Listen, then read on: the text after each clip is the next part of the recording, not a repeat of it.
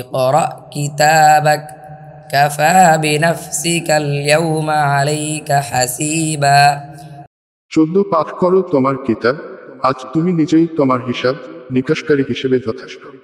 মান ইহতাদা ফাইন্নামা ইয়াহতাদি লিনাফসিহি ওয়া মান দাল্লা ফাইন্নামা ইয়াদিল্লু আলাইহা ওয়া লা তাজিরু ওয়াজিরাতুন উযরা উখরা ওয়া মা কুন্না মুআযযাবিনা হাত্তা নাবআসা রাসূলা।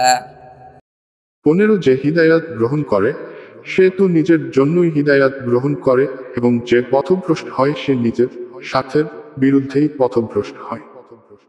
আর কোনো বহনকারী অপরের পাপের বোঝা বহন করবে না, আর রাসূল প্রেরণ না করা পর্যন্ত আমি আযাবদাতা নই।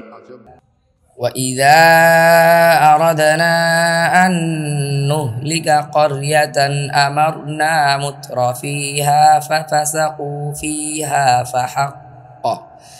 فِيهَا فَحَقَّ عَلَيْهَا الْقَوْلُ فَدَمَّرْنَاهَا تَدْمِيرًا।